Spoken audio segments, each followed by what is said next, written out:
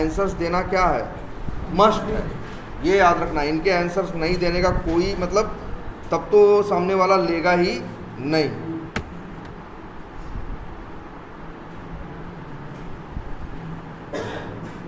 और हम लोग लास्ट क्लास में ये भी देखे थे ना, लास्ट क्लास में एक तरह से देखा जाए तो हम लोग 6 टॉपिक, डिफिनीशन क्या थी, हाँ मतलब टॉपिक मेनली 2 ही थे, है ना। लेकिन जैसे स्टैटिक टेस्टिंग भी बताए थे, वेरिफिकेशन बताए थे, और क्या बताए थे, क्यूए, है ना। क्यूए कहें, वेरिफिकेशन कहें, और क्या कहें, स्टैटिक टेस्टिंग, तीनों का कहीं ना कहीं प्रोसेस क्या है, सेम है। यहाँ हम एक्चुअल चीज को टेस्ट नहीं करते, एक्चुअल चीज के बनने के प्रोसेस को क्या करते हैं, टेस्ट करते हैं। यहाँ हम एक्चुअल चीज को नहीं टेस्ट करते, हम एक्चुअल चीज को पे काम करने के लिए जो डॉक्यूमेंट बनाया गया है, उस डॉक्यूमेंट को हम क्या करते हैं, टेस्ट करते हैं। ठीक है, तो वही स्टैटिक टेस्ट, ये इंटरव्यू में जरूर पूछते हैं, वेरिफिकेशन वर्सेस वैलिडेशन, या स्टैटिक वर्सेस डायनेमिक टेस्टिंग, और क्या क्यूए वर्सेस क्यूसी। और मैक्सिमम पूछते हैं यही, देखो पूछेंगे चाहे जिस नाम से तुमको पता है, आंसर क्या है, आंसर क्या है, सेम है। नाम चाहे जो भी रखेंगे, लेकिन आंसर क्या है, सेम है। और क्या है ये, वेरिफिकेशन इज दी, क्या है, verification is the process to make sure we are following right process to make the application. मतलब समझ रहे हो कि हमने एप्लीकेशन को बनाने का सही प्रोसेस यूज किया है या नहीं, यही क्या है, वेरिफिकेशन, यही क्या है, वेरिफिकेशन है। और तो जैसे क्या, डॉक्यूमेंट को रिव्यू करना, और उसमें हमने बताया था इसके लिए क्या क्या चीज़ें हैं, जैसे रिव्यू, वॉक थ्रू, इंस्पेक्शन, ये जो है, या किसका, टेस्ट केस को रिव्यू करना, टेस्ट प्लान को रिव्यू करना, रिक्वायरमेंट्स को रिव्यू करना, वॉक थ्रू करना, ये सब क्या है, ये सब वेरिफिकेशन में आते हैं। और वैलिडेशन का मतलब है, validation is the process to make sure we have made right application. ये मतलब हमने सही एप्लीकेशन बनाया या नहीं बनाया। ठीक है, तो ये देखो इसी से जुड़ा हुआ क्या है, वैलिडेशन से भी क्या क्या, डायनेमिक टेस्टिंग। वैलिडेशन करने के लिए हमारे पास एप्लीकेशन का होना क्या है, जरूरी है। लेकिन वेरिफिकेशन करने के लिए एप्लीकेशन का होना जरूरी नहीं है। वेरिफिकेशन में क्या करते हैं, हम डॉक्यूमेंट्स की टेस्टिंग करते हैं, हम डॉक्यूमेंट्स को रिव्यू करते हैं, इंस्पेक्शन करते हैं, देखते हैं उसमें कहाँ क्या गलती है। यही क्या है, वेरिफिकेशन। भी याद रखना, ये डायनेमिक टेस्टिंग पूछेंगे तो क्या है मतलब, देखो टेस्टिंग दी एप्लीकेशन, देखो ये बताए हैं, सब एक दूसरे से मिलता जुलता है। और स्टैटिक टेस्टिंग क्या है, टेस्टिंग दी डॉक्यूमेंट। अब डॉक्यूमेंट कैसे टेस्ट करो, अब भाई पढ़ के ही तो देखोगे सही है गलत। अब डॉक्यूमेंट में थोड़ी नहीं यूजर नेम भरने लगोगे, पासवर्ड भरने लगोगे, लॉगिन बटन पे क्लिक करने लगोगे, वहां तो कुछ नहीं है ना, तुम्हारे पास अभी एक्चुअल एप्लीकेशन नहीं है।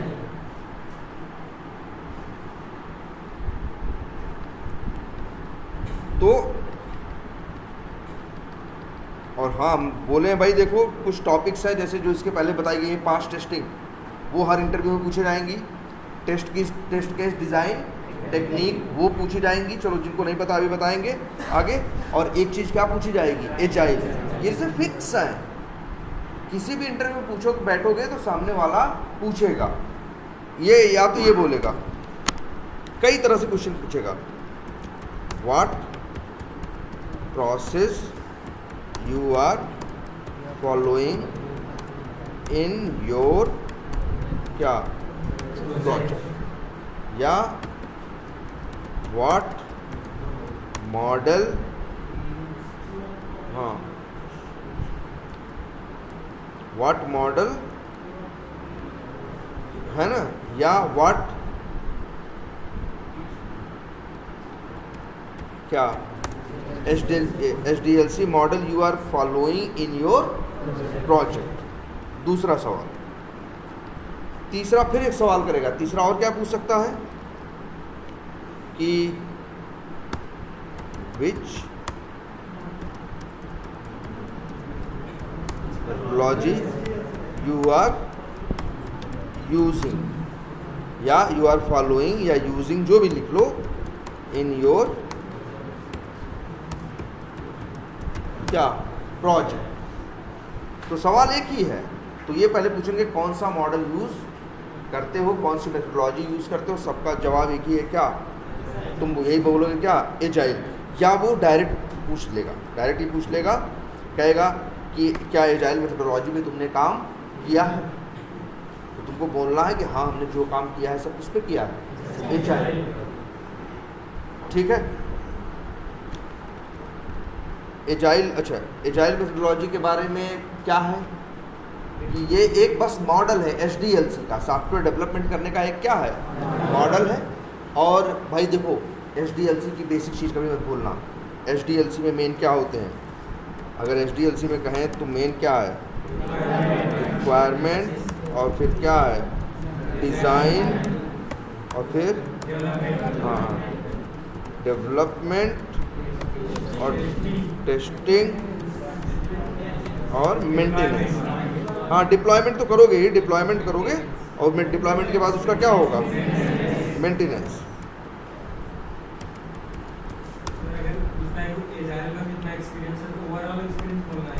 हाँ अगर पूछता है कि तुम्हारे एजाइल में कितना एक्सपीरियंस है, तब तुम बता देना कि भाई हमको भी तुम एक हाँ जब पूछेगा तो जितना एक्सपीरियंस है, अगर 3 साल का है तो 3 साल किस में है, एजाइल में। 4 साल का है तो 4 साल किस में है, एजाइल में। हम लोग आज मॉडल ही आज के 5, 7, 8 साल 10 साल पहले से चल रहा है, वो कौन सा मॉडल है, एजाइल। तो भाई देखो मॉडल कुछ भी हो, काम यही होगा। रिक्वायरमेंट आएगी, डिज़ाइन होगी, डेवलपमेंट होगा, फिर क्या होगा, टेस्टिंग होगी, फिर वो मेंटेनेंस में चला जाएगा, फिर नया रिक्वायरमेंट आएगी, नया डिज़ाइन होगा, नया डेवलपमेंट होगा, फिर टेस्टिंग होगी, फिर ऐसे यही साइकिल बार बार क्या होगी, चलती रहेगी। लेकिन अब एक साइकिल आई जिसका नाम, एक मॉडल आया जिसका नाम क्या रखा, एजाइल। और एजाइल का सबसे कोर कंसेप्ट क्या है बताओ, एजाइल का क्या है, क्या है? अच्छा चलो क्या बोल रहे हो, इटरेटिव। इटरेटिव का मतलब जानते भी हो, इटरेट करने का मतलब क्या, चक्कर लगाना, यही साइकिल तो इटरेटिव है। हाँ एक बार में ये सब नहीं बनाते हैं। मान लो एक एप्लीकेशन में 1000 फंक्शनैलिटी बनानी है, लेकिन एक साइकिल में 10 बनाएंगे, फिर अगली साइकिल में 15 बनाएंगे, ऐसे ऐसे करके 1000 बनाएंगे ना, तो धीरे धीरे सॉफ्टवेयर क्या होता जाएगा, बढ़ता जाएगा, बड़ा होता जाएगा। तो इसी को बोलते हैं क्या, इटरेटिव। इटरेटिव वर्ड आया कहाँ से, इटरेशन से। लूप लगाते हो ना, फार लूप लगाओ, देखो वो लोग फार आई इक्वल टू करते हैं ना, ये कहाँ से ये ट्रेडिशन चला आया। ऐसा नहीं आई नहीं जे नहीं लिखोगे, जे लिखोगे क्या नहीं चलेगा, चलेगा कुछ, वो तो वेरिएबल है, लेकिन आई वर्ड आया कहाँ से, चक्कर, इटरेशन। तो वहीं से ये क्या है, एजाइल क्या है, इटरेटिव है। चलो और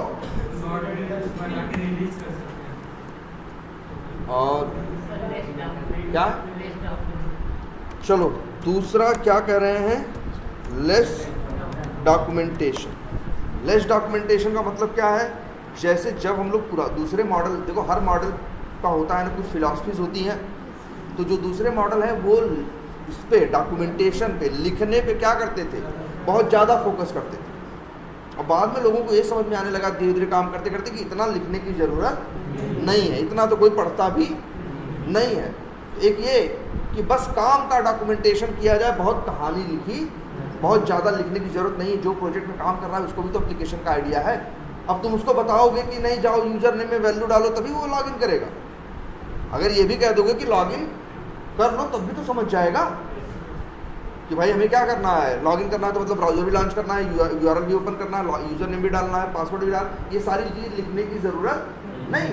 तो मतलब ये ऐसा नहीं, सिर्फ हर जगह टेस्ट केसेस में भी और हर जगह ये कहा गया है एजाइल में कि डॉक्यूमेंटेशन बस जितना काम का है उतना ही किया जाए। और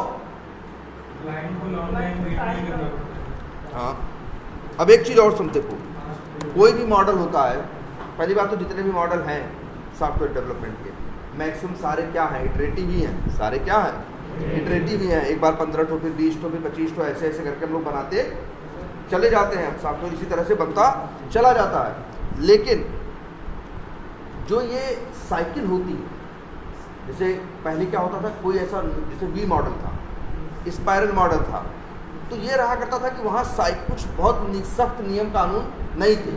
तो साइकिल 1 महीने की भी हो सकती है, 1.5 महीने की भी हो सकती है, 2 महीने की भी हो सकती है। अब अगर मान लो कहीं एक SDLC मॉडल चल रहा, कोई भी, उसमें जो साइकिल है वो कितने महीने की है, 2 महीने की, तो तुम कितने दिन बाद चीज़ बना के दोगे उसको, डेवलपर को, सॉरी क्लाइंट को, 2 महीने बाद में। तो क्लाइंट को इसमें क्या करना पड़ेगा, वेट करना पड़ेगा क्लाइंट। और फिर ये भी हो सकता है और फीडबैक भी हमें क्लाइंट का कब मिलेगा, 2 महीने बाद। अब मान लो हो सकता है हमने उसके मन का नहीं बनाया है, जो वो बनवाना चाह रहा था वो नहीं बनाया, तो फिर इसके बाद क्या होगा, 2 महीने की मेहनत क्या हो गई, बेकार हो गई। हमको उसको फिर से क्या करना पड़ेगा, ठीक करना पड़ेगा। तो हम लोग ये चीज़ पहले से जानते थे कि साइकिल को इतना लंबा नहीं होना चाहिए। साइकिल छोटी होने का कई फ़ायदा है। फ़ायदा नंबर 1, क्लाइंट को हम चीज़ भाई 2 महीने में 25 चीज़ बना के देते।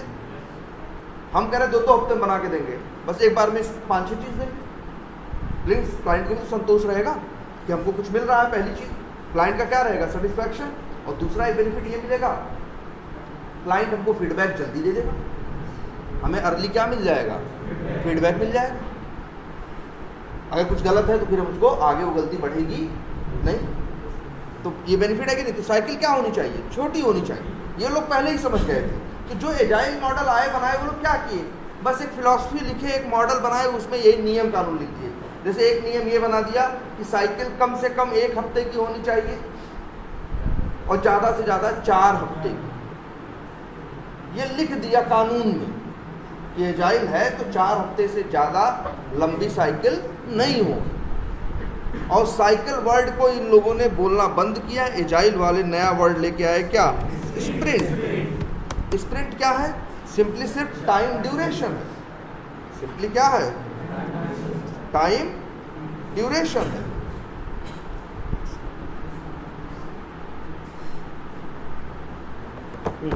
क्या है, एक टाइम ड्यूरेशन है, बस अब स्प्रिंट बोलते हैं। और स्प्रिंट का मतलब ही होता है क्या, माने जानते हो, छोटा। स्प्रिंट का मतलब क्या होता है, छोटा, हाँ, शॉर्ट। इसीलिए ये लोग एजाइल वाले क्या बोलते हैं, स्प्रिंट बोलते हैं।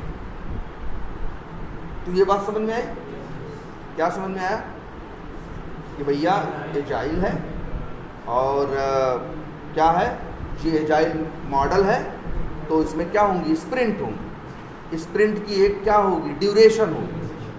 जैसे हो सकता है कंपनी या प्रोजेक्ट में डिसाइड हो गया कि भाई 2 हफ्ते, क्लाइंट कह रहा हर 2 हफ्ते में बना के दो, तो स्प्रिंट की साइज क्या हो गई, 2 वीक्स। हमको पता है 2 वीक मतलब 10 वर्किंग डेज। अब उसी 10 दिन में रिक्वायरमेंट भी आएगी, डिज़ाइन भी होगा, डेवलप भी होगा, टेस्टिंग भी होगा।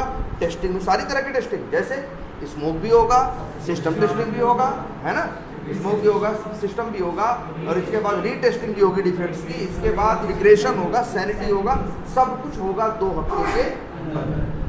और 2 हफ्ते के बाद हम चीज़ क्या करेंगे, क्लाइंट को क्या कर देंगे, हम डिलीवर कर देंगे। यही मतलब है ना हमारा। तो यहाँ पे स्प्रिंट याद है, व्हाट इज स्प्रिंट पूछेंगे तो क्या बोलोगे, स्प्रिंट इज क्या, ड्यूरेशन, मतलब एक टाइम ही तो है, टाइम फ्रेम ही तो है, 2 हफ्ता 3 हफ्ता जो भी कहो, इज अ ड्यूरेशन। या लिख देते हैं क्या, या is a duration, sprint is a duration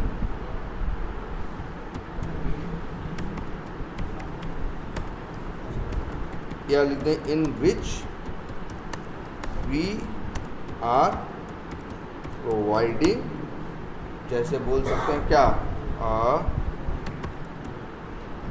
workable application to the क्या। तो भाई स्प्रिंट क्या है, एक लिख देते हैं क्या है, टाइम ड्यूरेशन, जिसके बाद हम लोग क्या करते हैं, क्लाइंट को एक वर्केबल क्या करते हैं, एप्लीकेशन देते हैं। 4 चीज़, वैसे पहले 40 चीज़ थी, 4 चीज़ और बना के दे दी तो क्या हो गई, 44 चीज़ हो। और तुम लोग फिर तुरंत ये बोलना, इन are project it is of 3 weeks.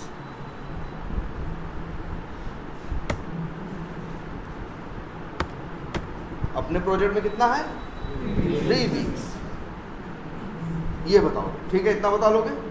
अच्छा, और बताओ रिक्वायरमेंट आती है ना, तो याद रख लो, एजाइल वाले रिक्वायरमेंट नहीं बोलते, वो लोग क्या बोलते हैं? यूज़र। ये तो बताया गया है आप लोगों को, सबको बताया गया है ये वर्ड, आप लोगों को भी बताया गया है ना? क्या बोलते हैं वो लोग? User story.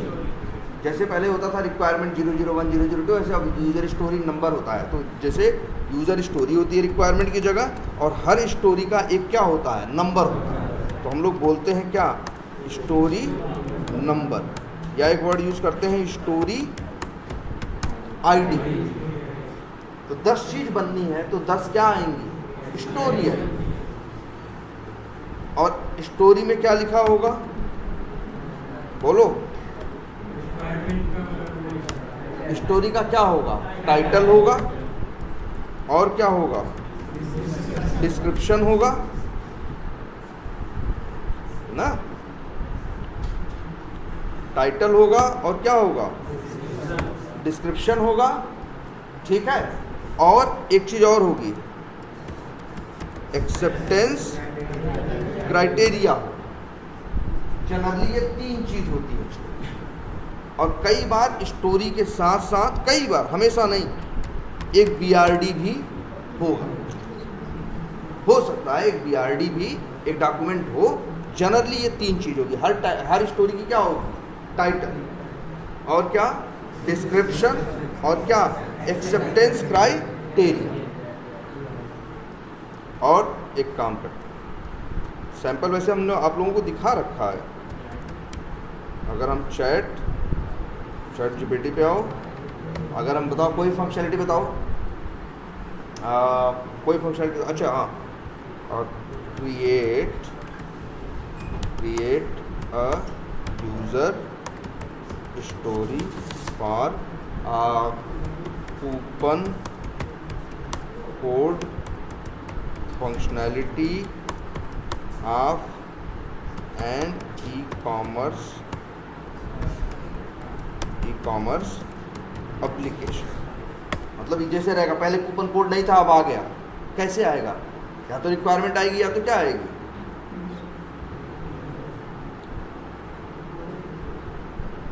क्या हो गया इसको?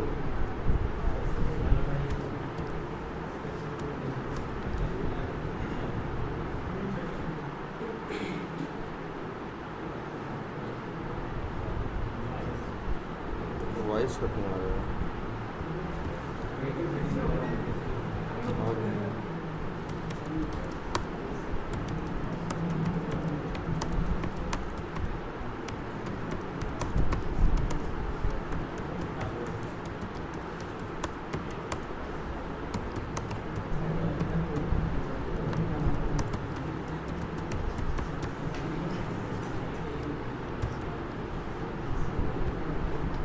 लो, ये देखो,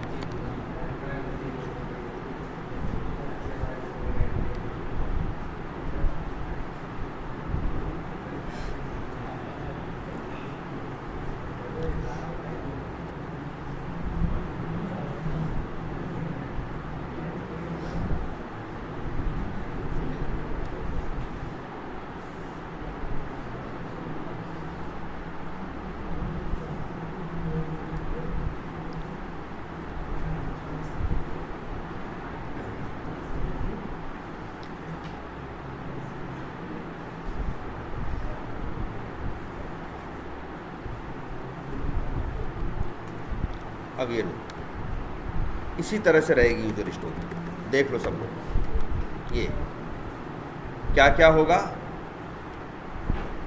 पहले यूजर स्टोरी का जैसे क्या होगा, एक टाइटल। जैसे टाइटल ये हो गया कि मान लो कूपन,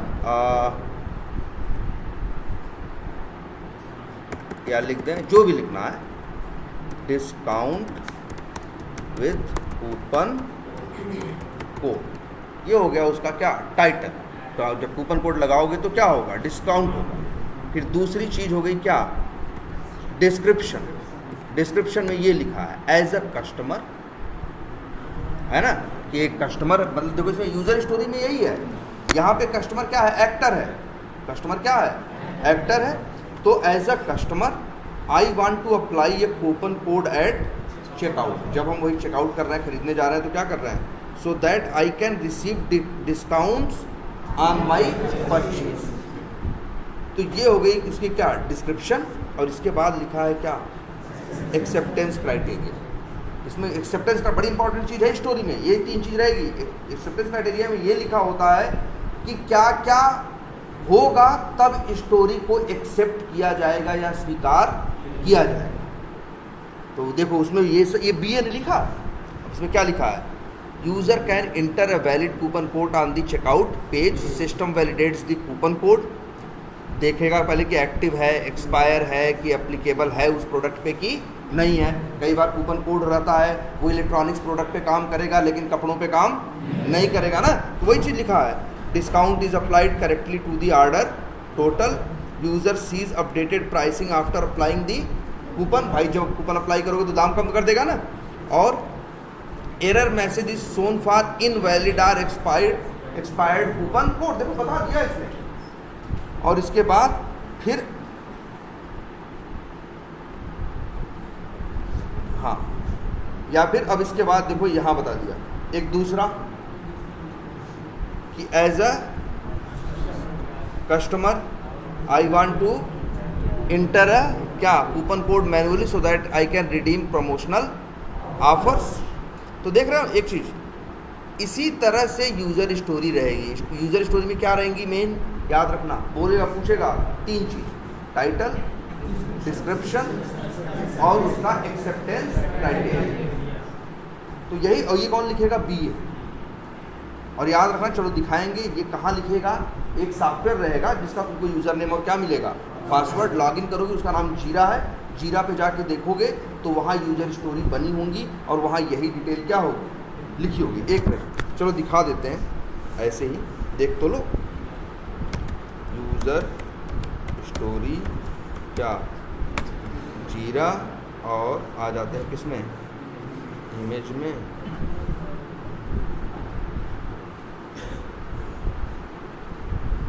लो जरा देखो,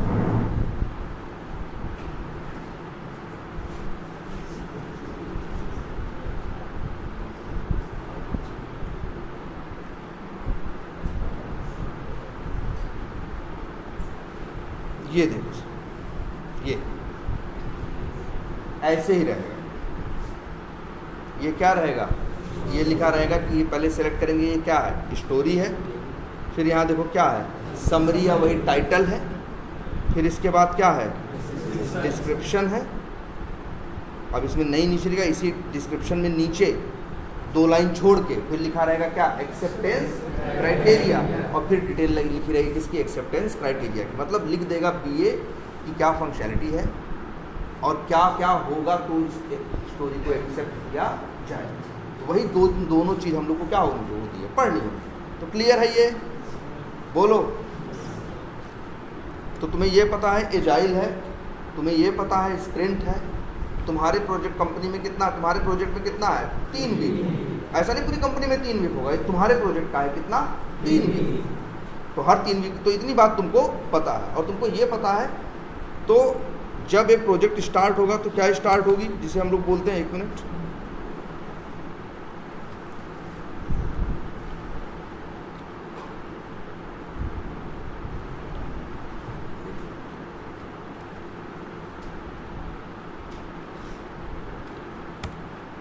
देख लो, तुम्हारे पास समझ लो यही यूजर स्टोरी, इसी तरह से,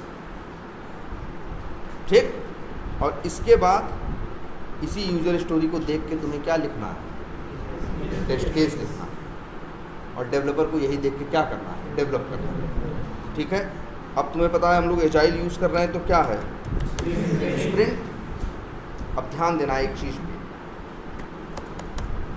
अच्छा ये स्टोरी कौन बना रहा है, BA बना रहा है, ठीक। और अच्छा ये बताओ, स्टोरी लिखने में ज़्यादा समय लगेगा कि बनाने में, बनाने में, लिखने में तो उसको अंग्रेजी में लिखना ही है। क्लाइंट से बात करके क्या करेगा, एक दिन में वो रोज़ 2 स्टोरी बना देगा। लेकिन हम लोग 2 स्टोरी डेवलप थोड़ी ना कर पाएंगे, टेस्ट थोड़ी ना कर पाएंगे, उसको बनाने में क्या लगेगा, समय लगेगा। तो हम बताना क्या चाहते हैं, हम बताना ये चाहते हैं एक प्रोजेक्ट में जब जाओगे तो वहाँ ढेर सारी स्टोरी पहले से बनी हुई रखी होंगी। जैसे एक प्रोजेक्ट स्टार्ट हो रहा है तो सबसे पहले बीओ को बुला लिया, बीए क्या करना शुरू किया, स्टोरी को क्या करना शुरू किया, लिखना स्टार्ट किया। और बीए ने क्या किया, सारी स्टोरी क्या की, लिख डाली। कितनी स्टोरी लिख डाली, अब उसको तो लिखना ही था, वो तो 50, 60, 70, 80, 100 स्टोरी क्या करेगा, लिख देगा कि क्या क्या होना चाहिए। उसको तो बस लिखना है कि ऐसे ऐसे होना चाहिए। भाई बनने में तो चीज़ों को क्या लगेगा, समय लगेगा ना। हम बताना क्या चाह रहे हैं, हम बताना ये चाह रहे हैं कि जब भी तुम किसी प्रोजेक्ट में रहोगे, जब भी किसी प्रोजेक्ट में रहोगे तो उस प्रोजेक्ट में क्या होंगी, स्टोरीज। और एक चीज़ और अच्छी है, आप फोटो में ही देखो,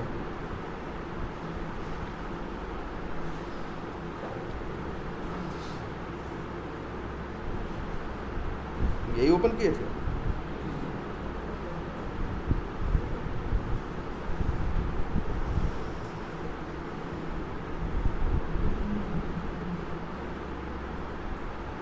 ये देखो, ये फिगर भी देखो,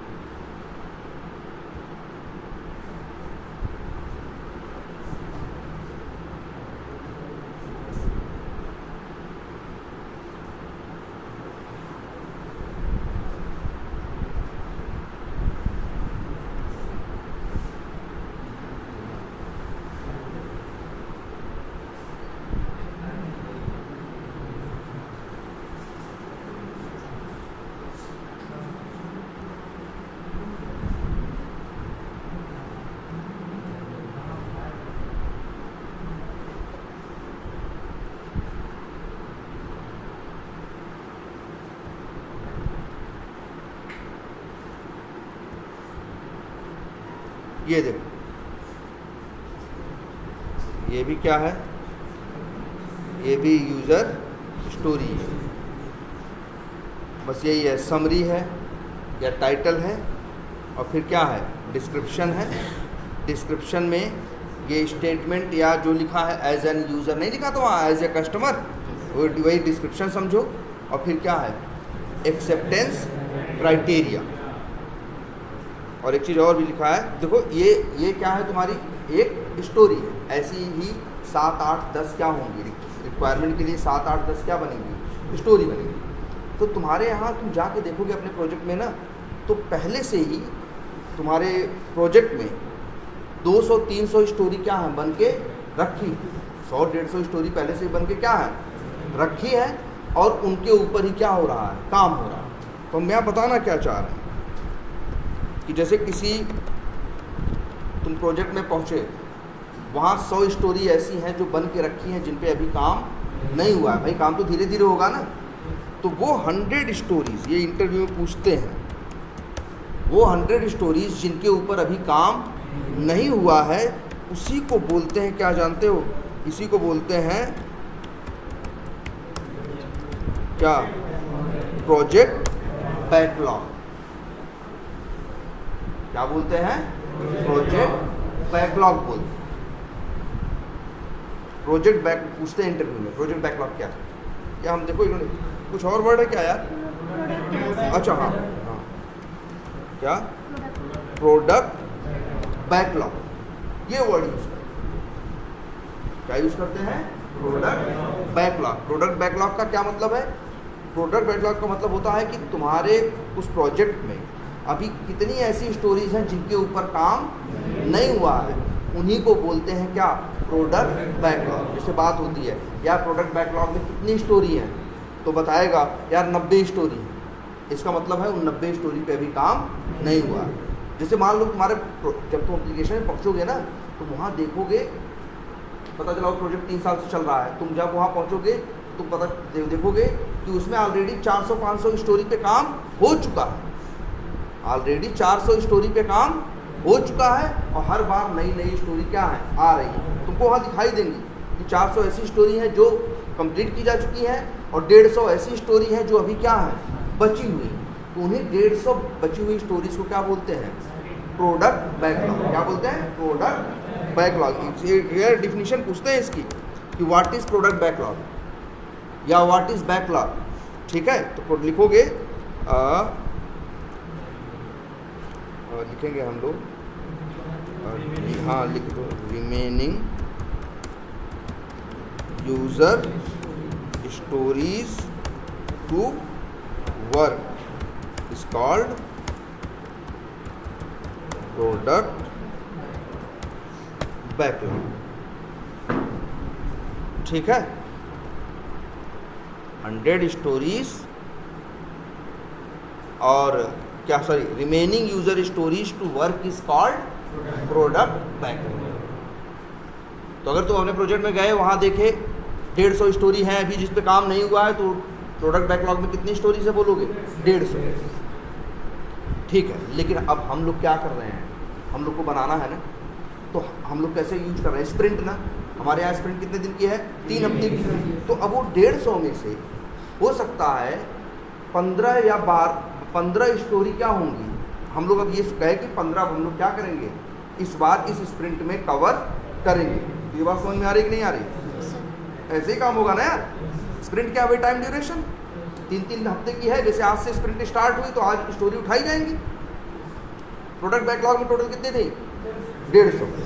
150 में से कंपनी ने डिसाइड किया, क्लाइंट ने डिसाइड किया ये 15 चीज़ें हमें चाहिए, तो वो 15 स्टोरीज उठाई जाएंगी जिनके ऊपर काम किया जाएगा। कब? इस स्प्रिंट में, जो कि कितने दिन की है? 3 हफ्ते की है, जिसमें टेस्टिंग डेवलपमेंट सब होगा। इतनी बात भी सबको समझ में आती है?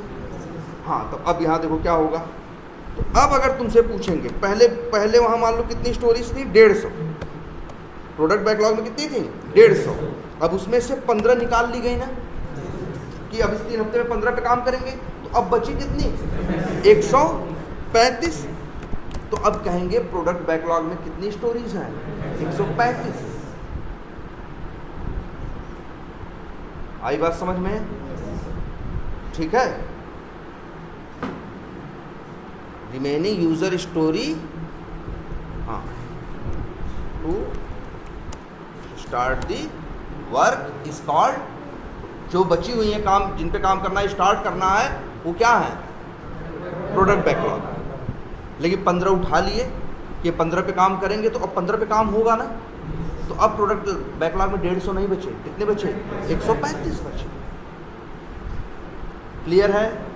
तो आज स्प्रिंट का पहला दिन है, आज स्प्रिंट का पहला दिन है। ये डिसाइड किया गया कि ये 15 स्टोरीज हम लोग कवर करेंगे।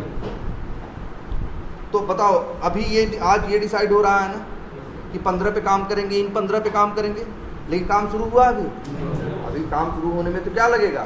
टाइम लगेगा ना। तो वही प्रोडक्ट बैकलॉग में कितनी बची हैं भाई? एक मिनट, ये है कितनी?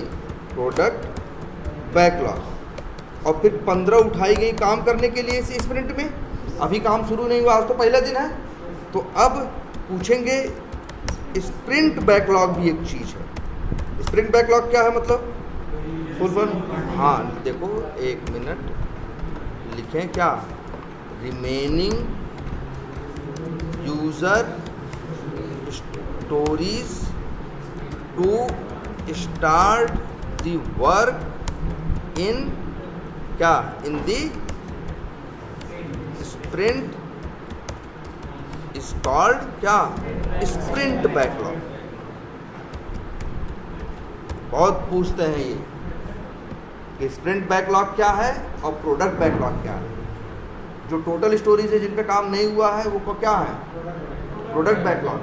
और जितनी स्प्रिंट में उठाई गई काम करने के लिए लेकिन अभी उनके ऊपर काम नहीं हुआ है, तो वो क्या कहे जाएंगे? प्रोडक्ट बैकलॉग, तो सर स्प्रिंट बैकलॉग। अब जैसे मान लो आज स्प्रिंट का पहला दिन है, आज पूछेंगे कि बैकलॉग में कितनी स्टोरेज है, तो क्या बताएंगे? 15। अभी आज पहला दिन था, आज तो मान लो शाम को बताया गया, तो अभी 15 ही है बैकलॉग। अब कल सुबह आए डेवलपर लोग, वो लोग अपनी स्टोरी क्या किए देखे, तो अब वो लोग डेवलपर क्या करेंगे? स्टोरी को क्या करेंगे? जो अभी एकदम नई स्टोरी है उसका स्टेटस क्या करेंगे? चेंज करेंगे। उसके ऊपर काम क्या करेंगे? स्टार्ट करेंगे। अच्छा, काम स्टार्ट करते हैं तो क्या करते हैं? जैसे एक स्टोरी आई जिसमें लिखा है यही बनाना है, कहाँ लिखा है? ये जीरा में। डेवलपर आएगा, स्टोरी अभी क्या है, न्यू है, अभी इसके ऊपर काम शुरू हुआ नहीं है। उसके काम शुरू करेगा तो उसका स्टेटस चेंज कर देगा, क्या कर देगा, इन प्रोग्रेस। क्या मतलब काम स्टार्ट करेगा तो उसका स्टेटस क्या करेगा, चेंज कर देगा। तो मेरा ये कहने का मतलब है, सब ये सब भी छोड़ो अभी, कि टोटल 15 स्टोरीज हैं।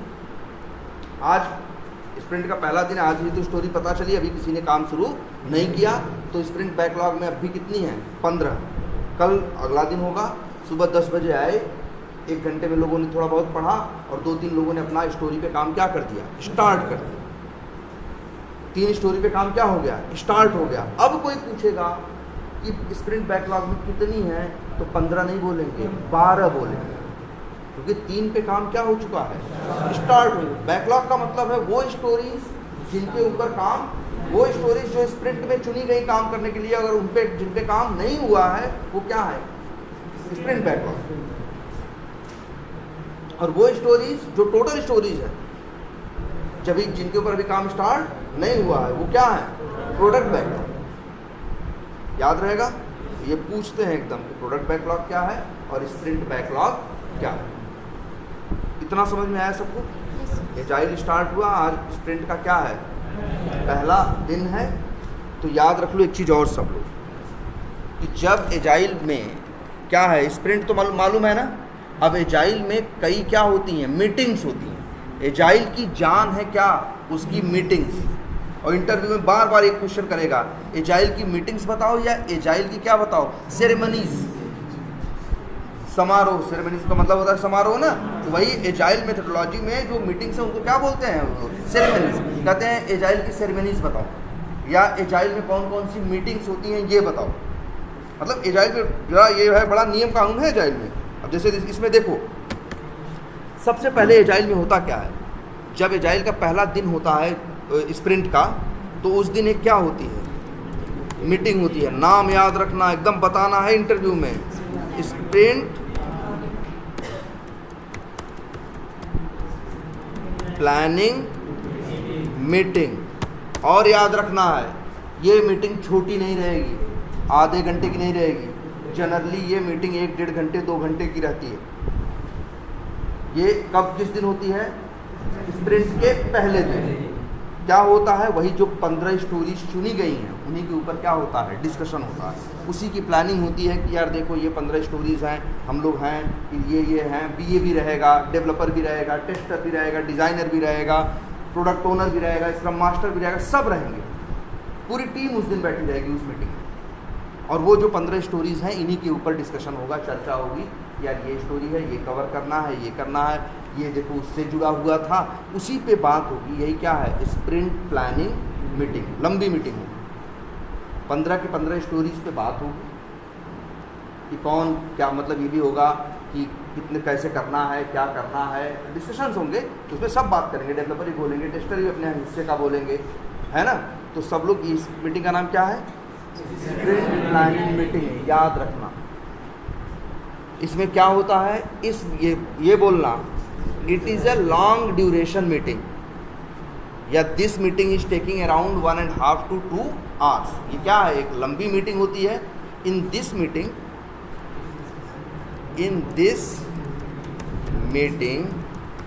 We are getting details about stories and क्या, task which we are going to cover in this क्या, स्प्रिंट। इस मीटिंग का मेन एजेंडा यही है। उन्हीं 15 स्टोरीज या जो टास्क हैं उनके ऊपर क्या होगा, इन्हीं का हमें क्या मिलेगा, ये हम लोग क्या पाएंगे कि डिटेल। और हर स्टोरी की याद रखना, हर स्टोरी का याद रखना, हर स्टोरी का नंबर होता है या हर स्टोरी की क्या होती है, आईडी। तो जो 15 स्टोरी हैं उन स्टोरीज की क्या होगी, आईडी होगी। किसी की 1035, किसी की 1052, किसी की 1076, ऐसे सबकी क्या होगी, एक आईडी होगी हर स्टोरी की। 15 स्टोरी है और स्प्रिंट प्लानिंग मीटिंग में इन्हीं की डिटेल उनको दी जाएगी कि इस बार हम लोग क्या क्या करने वाले हैं। तो पहली मीटिंग क्या रहेगी, पहले दिन ही होगी, स्प्रिंट के पहले दिन होगी स्प्रिंट प्लानिंग मीटिंग। जब ये मीटिंग कंप्लीट हो जाएगी, पहला दिन ही है आज, सबको स्टोरी मिल गई, अब उसी में काम भी बढ़ जाएगा भाई। वो लोग डेवलपर लोग आपस में काम बांट लेंगे, तुम स्टोरी पे काम कर लेना, तुम इस पे कर लेना, टेस्टर वाले लोगों का भी काम बढ़ जाएगा, तुम्हें ये स्टोरी टेस्ट करना है, तुम्हें ये स्टोरी टेस्ट करना है। स्टोरी एक ही है, उसी स्टोरी को डेवलपर क्या करेगा, डेवलप करेगा, टेस्टर क्या करेगा, टेस्ट करेगा। हाँ, तो बात बढ़ जाएगा हमारा। हम लोग अब काम मिल गया, पहला ही दिन था, उसी समय जो मीटिंग होगी स्प्रिंट प्लानिंग मीटिंग ना, उसी में काम भी बढ़ता चला जाएगा, बात भी होती रहेगी। हाँ यार ये कर देते हैं, इसको ये कर देते हैं, ये इनको दे देते हैं, ये इनको दे देते हैं। मतलब 1.5-2 घंटे की मीटिंग में पूरा स्प्रिंट का प्लान क्या है हो जाएगा, कौन कौन सी स्टोरीज हैं, कौन कौन करेगा, क्या करेगा, नहीं करेगा, ये सब डिस्कशन होगा उसी 1.5-2 घंटे के अंदर। क्लियर है ये? अब तो पहला दिन मिला, हम लोग पहले दिन मीटिंग खत्म हुई, अब हम लोग को मिल गया है कि भाई किसी स्टोरी पे हमें काम करना है, तो हम भी जाके उसे क्या करने लगे, पढ़ने लगे और क्या करने लगे, समझने लगे। डेवलपर भी अपना पढ़ने लगा और क्या करने लगा, समझने लगा।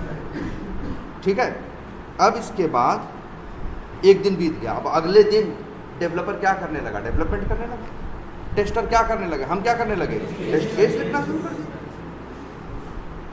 टेस्टर क्या करने लगा, टेस्ट केस लिखना शुरू कर दिया। तो टेस्ट केस अपना वो टेस्ट केस लिखेगा, टेस्ट प्लान बनाएगा, डेवलपर क्या करेगा, डेवलपमेंट करेगा। अब याद रखना, फिर रोज शाम को एक मीटिंग होगी, याद रखना। एक सेरेमनी क्या है, स्प्रिंट प्लानिंग मीटिंग, जो स्प्रिंट में कब होगी, पहले दिन होगी, एक बार होगी। और उसके बाद फिर इसके बाद इसकी एक मीटिंग होगी जो कब होगी, डेली। और उसी मीटिंग को, जो डेली होगी मीटिंग, उसी को बोलते हैं क्या, स्क्रम मीटिंग। क्या बोलते हैं, स्क्रम मीटिंग। स्क्रम मीटिंग भी बोलते हैं। और मीटिंग को हम लोग एक और भी वर्ड यूज़ करते हैं, क्या कॉल। क्या यूज़ करते हैं, कॉल का मतलब भी क्या होता है, मीटिंग। और या फिर इसी को लोग बोलते हैं कई बार डेली स्टैंड अप मीटिंग या डेली स्टैंड अप कॉल। तो याद रखना, ये मीटिंग डेली होती है, ये 2 घंटे की नहीं होती, ये 15 मिनट, 20 मिनट, आधे घंटे मैक्सिमम, इतनी बड़ी। वैसे टाइम भले आधे घंटे दिए रहते हैं, लेकिन जनरली रोज़ 15-20 मिनट में ही क्या हो जाती है, निपट जाती है। समझ रहे हो? कब होती है, डेली होती है, अक्सर सुबह होती है, तुम्हारा काम स्टार्ट होने से पहले। जैसे हम सुबह पहुँचे तो 10-11 बजे, 11 बजे का एक टाइम रखा गया है, तो सब लोग मीटिंग रूम में या ऑनलाइन वो मीटिंग क्या करेंगे, ज्वाइन कर लेंगे। और इस मीटिंग में ध्यान रखना, कौन सी मीटिंग है, डेली, हाँ, डेली स्टैंड अप मीटिंग या डेली स्टैंड अप कॉल या स्क्रम मीटिंग, जो भी बोलो। इस मीटिंग की ड्यूरेशन जनरली क्या होती है, 15 से, मतलब टाइम दिया रहेगा आधा घंटा, या वही मान के चलो ऐसे लिख दो, 15 से कितना, 20 मिनट। लेकिन ये डिपेंड करता है टीम पे भी। अब भाई एक टीम 10 लोगों की है तो जल्दी निपट जाएगी, एक टीम में 22 लोग हैं तो स्क्रम मीटिंग की खिंच जाएगा आधा घंटा में। कई बार टीम बड़ी होती है, एक टीम में 27 लोग होते हैं, अब सब लोग अपना अपना बोलेंगे, थोड़ा थोड़ा ही बोलेंगे, तब भी वो आधा घंटा हो जाता है। लेकिन याद रखना, इस मीटिंग में ये भी बता दें, इस मीटिंग में बोलते क्या हैं हम लोग, ये भी पूछेंगे कि स्क्रम मीटिंग में क्या करते हो या तुम्हारा क्या रोल है। तो याद रखना, बहुत ज़्यादा नहीं बोलते हम, बहुत ज़्यादा वहाँ नहीं बोलते हम। क्या बोलते हैं बताएं, व्हाट। जैसे अगर मान लो कल हमने काम किया किस पे, ऐड टू कार्ट पे, किस पे, ऐड टू कार्ट की टेस्टिंग, तो ये बोलेंगे। पहला क्या है, क्वेश्चन समझ लो, उस जवाब में 4 क्वेश्चन में, what you have worked yesterday. एक सवाल ये छुपाओ, जवाब में हमें क्या देना है, कल क्या किए थे, आज क्या कर रहे हैं, और जो काम कर रहे हैं अगर ये खत्म हो गया 2-4 घंटे में तो इसके बाद क्या करेंगे। 3 चीज। और क्या कहीं फंसे हुए हैं, अगर फंसे हुए तो बताएंगे कहाँ फंसे हैं, नहीं फंसे हैं तो कहेंगे फंसे नहीं है। ये 4 जवाब देते हैं, लेकिन मुश्किल से 15 सेकंड लगता है। क्या जवाब देंगे? ऐसे बोलेंगे जैसे जैसे सबका नंबर आएगा, हर आदमी अपना बोलता जाएगा। तो जैसे yesterday I was working on add to cart testing and today I am working on, जो भी अगर कुछ नया कर रहे हैं तो हम today I am working on payment testing of payment functionality, after completing this I will just test checkout functionality. ये इतना ही तो बोले, कितना टाइम लगेगा? 10 से 15 सेकेंड।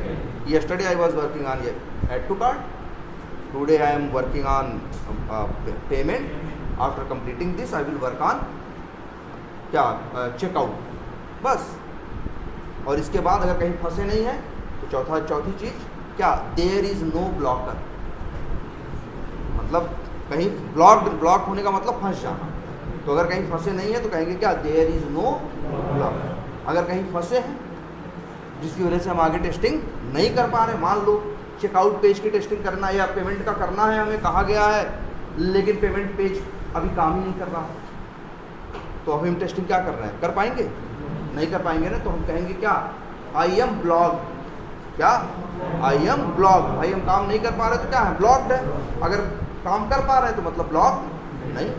तो यही चीज़ बोलनी है। What you have yesterday, what you are doing today, what you will do after completing current work, discuss about क्या? ब्लॉक। यही चार्ज है और ये बोलने में 10-15 सेकंड लगते हैं, तभी तो फट से हो जाती है मीटिंग। 15 लोग रहेंगे मीटिंग में, लेकिन देखोगे ये मीटिंग खत्म हो जाएगी 20 मिनट के अंदर। हर आदमी बस बोलता जाएगा। अगर कोई फंसा रहेगा तो सभी थोड़ी फंसे रहेंगे, फंसा होगा कोई एक, तो वही 2-4 मिनट ले जाएगा। बाकी लोग तो 10-10 सेकंड में 15-15 सेकंड में क्या हो जा रहा है, सबका खत्म हो जा रहा है। तो टोटल 20 मिनट में 1-2 लोगों की 1-2 बातों पर ज़्यादा चर्चा हो जाएगी और बाकी चीज़ें लोग क्या होंगे? अपना अपना स्टेटस बताते चले जाए और लिख देते हैं। तुम लोग भी ऐसे लिखना यस्टरडे। वैसे इंटरव्यू ये नहीं, इंटरव्यू तुम्हें यही बताना है क्या? There will be a daily stand up call.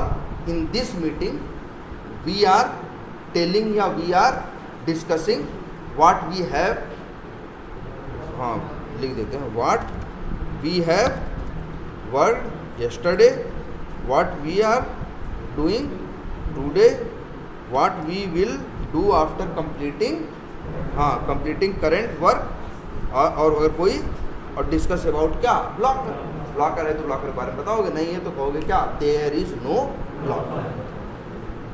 देखो इसका नाम डेली स्टैंड अप, मतलब ये मीटिंग ऐसी नहीं लंबी है कि बैठ के मीटिंग करो, खड़े खड़े मीटिंग हो जाए। तभी तो इसका टाइम क्या है? 15-20 मिनट का। बस ये रहे कि सवेरे सवेरे टीम को एक आइडिया रहे कि हम लोग पूरे लोग कहाँ जा रहे हैं, क्या कर रहे हैं, सबको आइडिया रहे। एजाइल की एक और फिलॉसफी, अभी क्या एजाइल की कितनी फिलॉसफी लिखी थी? अभी एक ही थी ना, कहाँ गया? इटरेटिव है और क्या है? लेस डॉक्यूमेंट, वो है डॉक्यूमेंटेशन है, और एक बताए थे क्या? स्मॉल डेवलपमेंट क्या साइकिल है ना। और अभी क्या बता रहे थे? हाँ नहीं ये एक मिनट और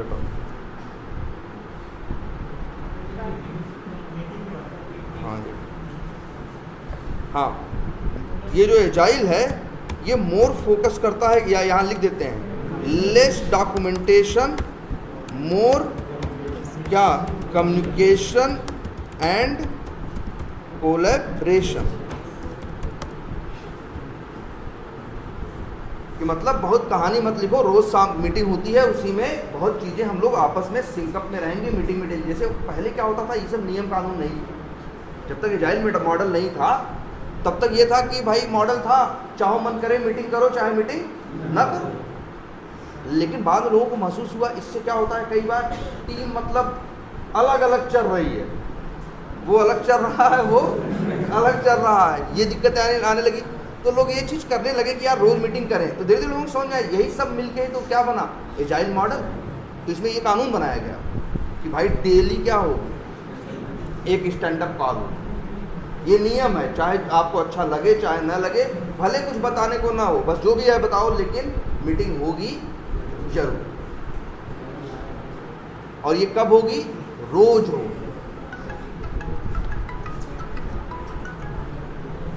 कब कब होगी, रोज हो।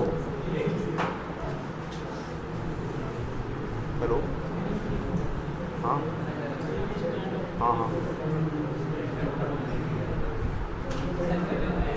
836, चलो क्या नहीं क्या करना तब, चलो अच्छा रुको।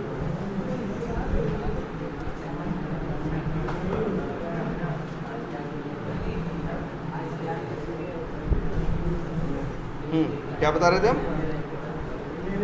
तो ये एक डेली की मीटिंग, तो 2 मीटिंग याद रहेंगी। एजाइल बताना है तुम्हें, बताना है स्प्रिंट है 3 हफ्ते की है, और सबसे पहले क्या होती है, स्प्रिंट प्लानिंग मीटिंग होती है, और इसके बाद डेली क्या होती है, स्टैंड अप कॉल या स्क्रम कॉल होती है, जिसमें ये भी बोलोगे कि जिसमें हम ये बताते हैं, इसलिए लिख दे रहे हैं what we have word yesterday, what we are doing today, ये चीज़ ठीक है।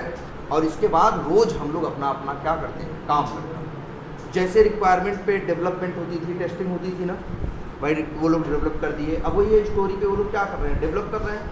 बनाने के बाद वो लोग सर्वर पे डालेंगे, हम लोग क्या करेंगे, अब टेस्टिंग करेंगे। जब हम लोग टेस्टिंग कर लेंगे, डिफेक्ट आएगा, डिफेक्ट बताएंगे, तो वो लोग डिफेक्ट क्या करेंगे, फिक्स करेंगे। अंतिम में क्या होगा, सारी स्टोरीज क्या हो जाएंगी, कंप्लीट हो जाएंगी। सारी स्टोरीज क्या हो जाएंगी, कंप्लीट हो जाएंगी। तो याद रखना,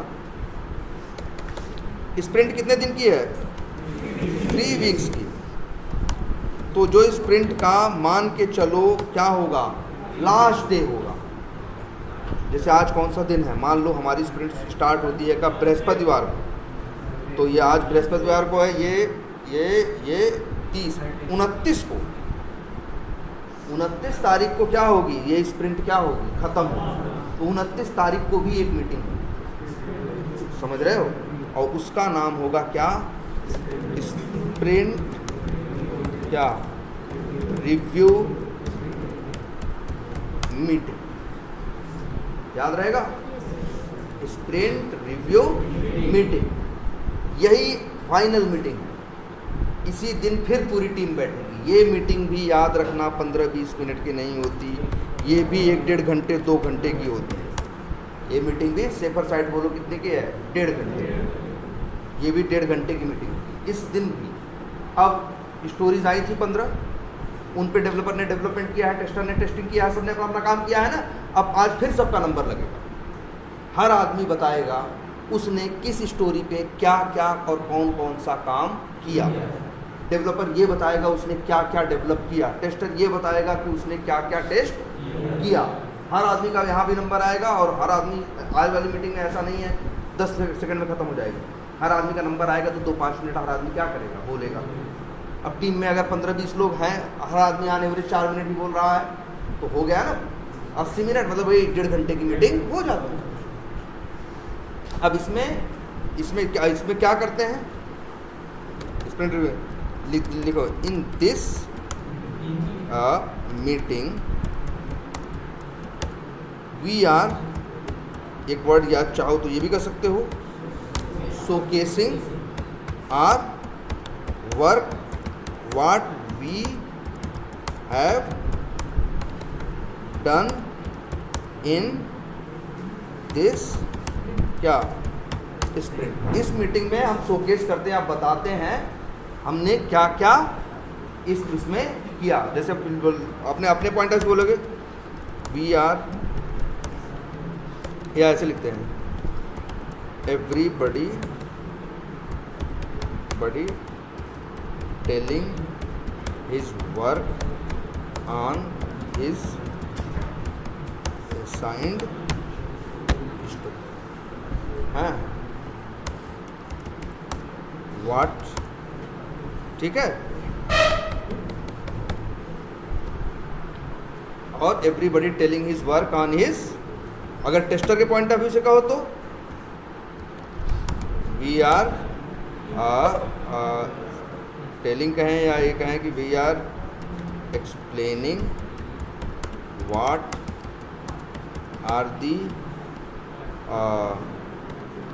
स्टोरीज वी हैव क्या tested and what are the scenarios we have क्या कवर्ड।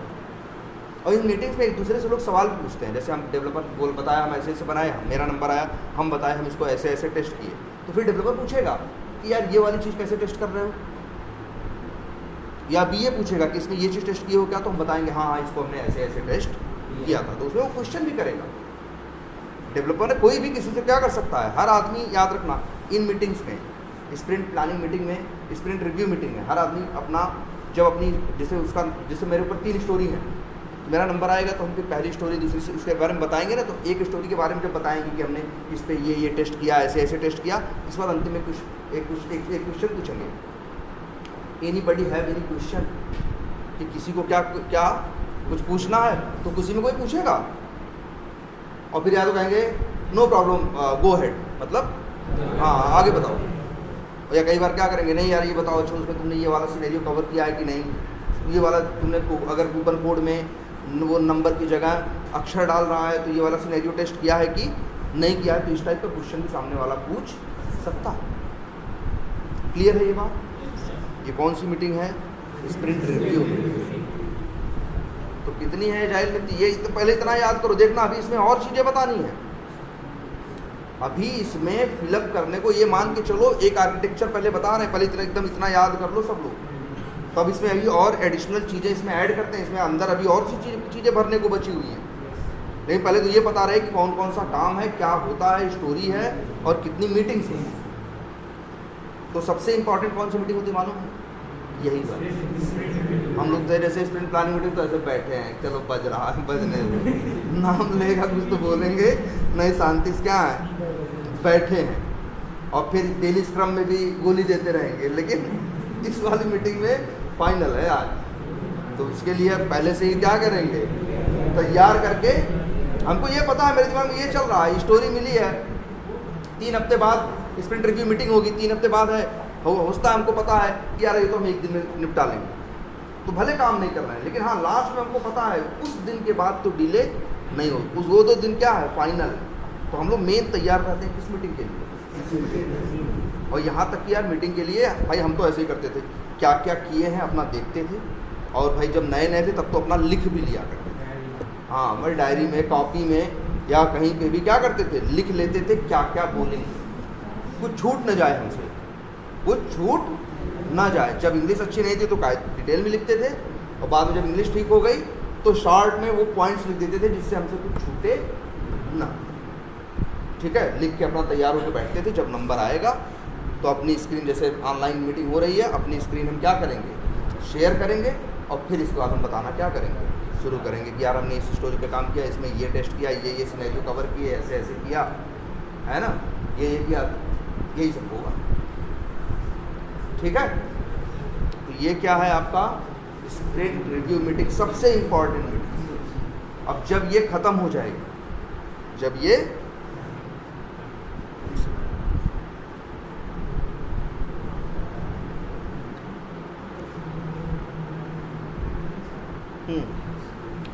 जब ये मीटिंग क्या हो जाएगी, ख़त्म हो जाएगी, तब सांस आएगी, अब चलो आराम।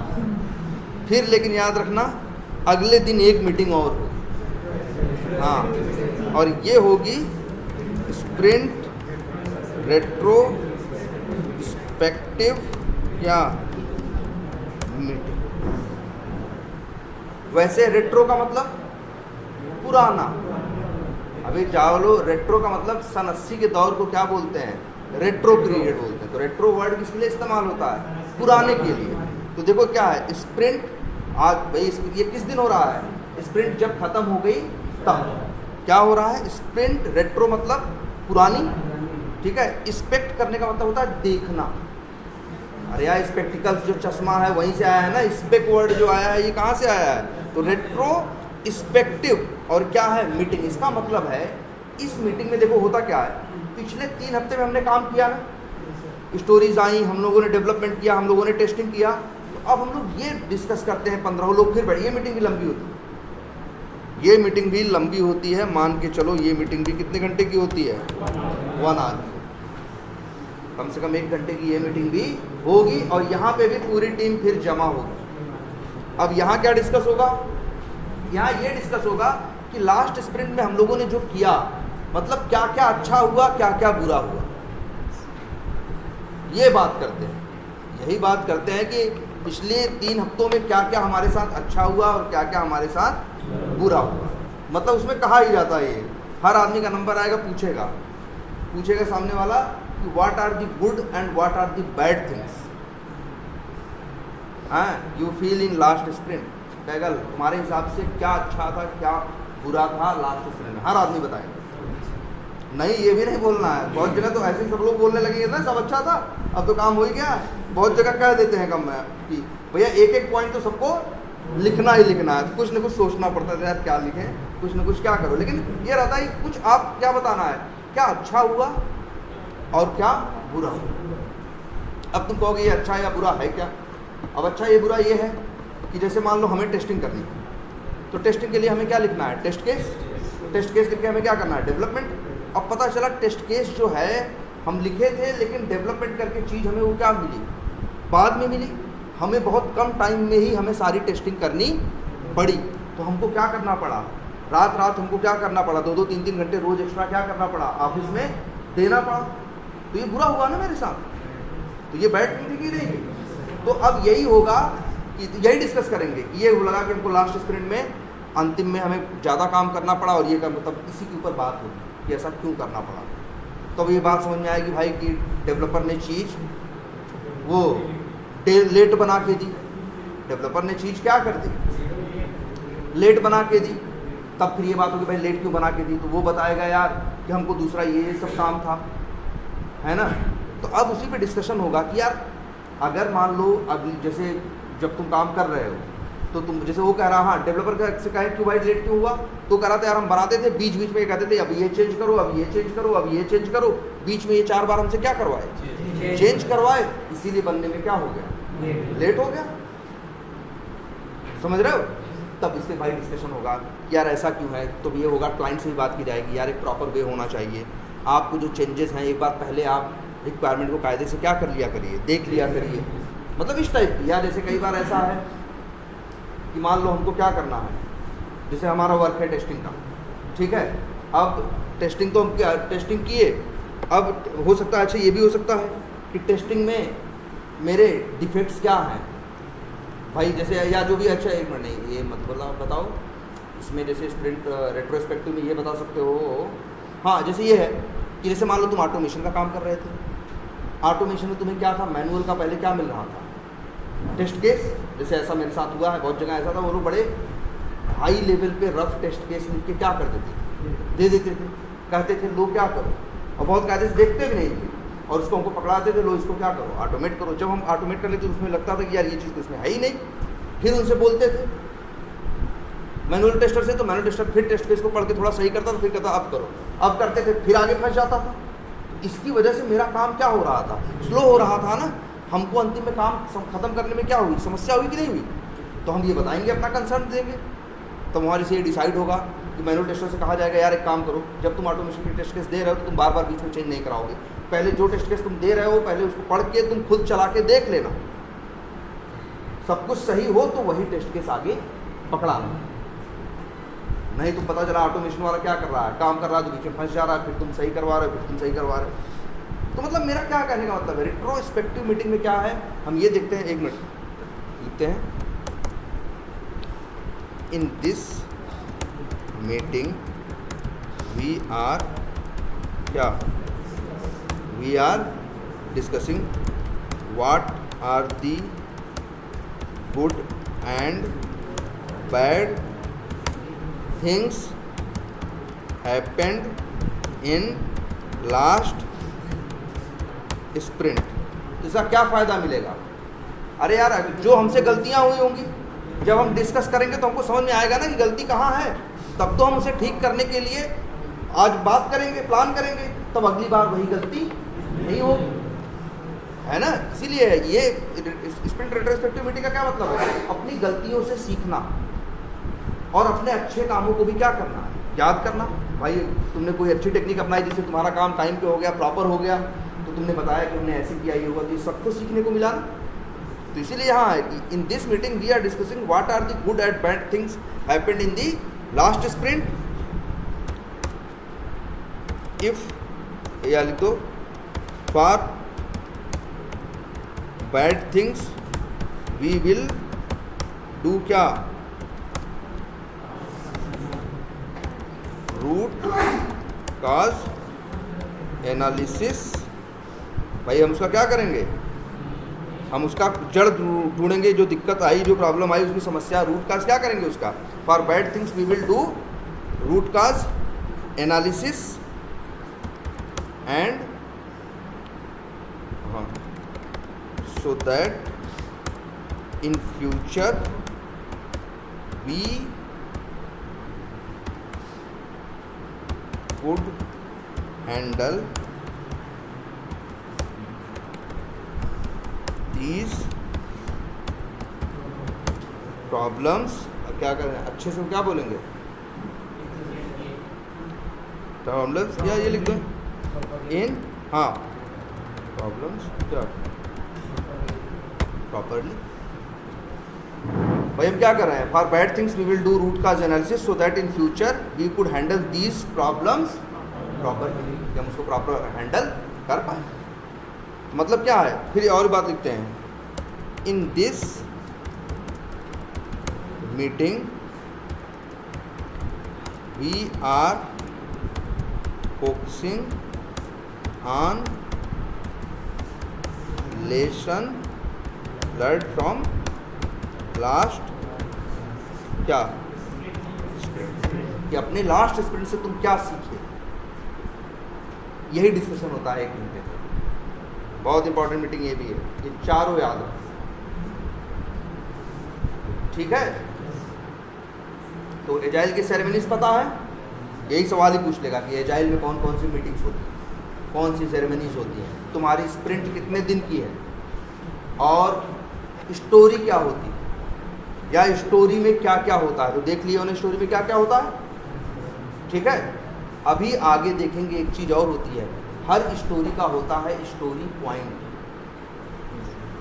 ये भी इंटरव्यू में खूब पूछते हैं, क्या, what is story point. Her story का एक क्या होता है, पॉइंट होता है, ठीक है।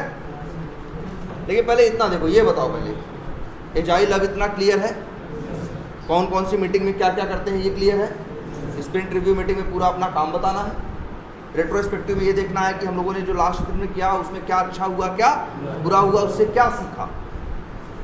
डेली स्क्रम मीटिंग में डेली का काम, और स्प्रिंट प्लानिंग मीटिंग में ये प्लान होगा कौन कौन सी स्टोरीज इस बार कवर कर रहे हैं, कौन कौन किस पे काम करेगा, क्या करेगा, ये सब कब प्लान होगा, स्प्रिंट प्लानिंग मीटिंग, ठीक।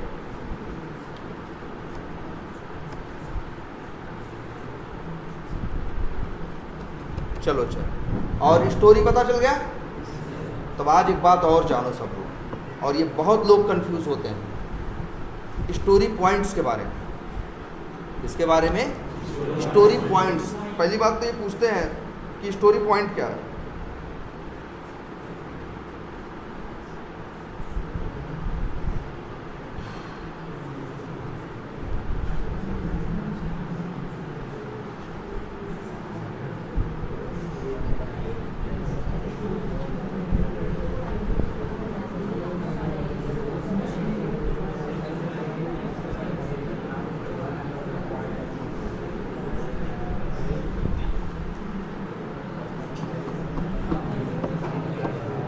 ठीक है, हाँ किसकी बात कर रहे हैं, पूछेंगे स्टोरी पॉइंट क्या होता है। तो हर स्टोरी के साथ पॉइंट होता है, तो आप बता देते हैं। वैसे ये बहुत इंपॉर्टेंट और ये भी है थोड़ा सा टेक्निकल, थोड़ा ट्रिकी है भी, क्या वर्ड समझ में लोगों को काम आता है। स्टोरी पॉइंट, स्टोरी का मतलब रिक्वायरमेंट, जैसे 15 रिक्वायरमेंट तो 15 क्या हो गए? स्टोरी, है ना। तो हर स्टोरी का अपना अलग अलग स्टोरी पॉइंट होता है। कितना होता है? जैसे मान लो 15 स्टोरी हैं, तो किसी स्टोरी, मान लो एक स्टोरी है उसका, जैसे मान लो क्या है एक स्टोरी, वही कूपन कोड वाली एक स्टोरी है क्या, तो मान लो एक स्टोरी है क्या, कूपन कोड के लिए स्टोरी है, उसका नंबर है मान लो क्या, US 10 क्या 24, ये क्या हो गया, उसका नंबर हो गया, उसकी डिटेल है। और उसी के साथ उसी स्टोरी में एक चीज़ ये भी लिखा होगा क्या, स्टोरी पॉइंट, और एक नंबर लिखा होगा। जानते हो 5 लिखा हो सकता है, 7 लिखा हो सकता है, और नहीं 5 नहीं, 5 हो सकता है, 8 लिखा हो सकता है, 7 लिखा नहीं हो सकता, 6 नहीं लिखा हो सकता, 9 नहीं लिखा हो सकता, 13 लिखा हो सकता है, और फिर 21 लिखा हो सकता है। क्योंकि ये जो नंबर है ना, ये गणित में एक होती है जिसका नाम होता है फिबोनाची सीरीज। क्या? फिबोनाची सीरीज, जो 2 पिछले नंबरों को जोड़ के अगला नंबर बनता है। जैसे दिखाते हैं,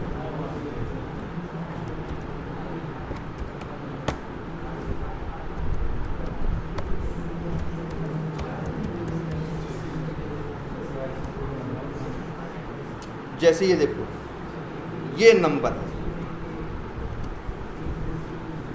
ये नंबर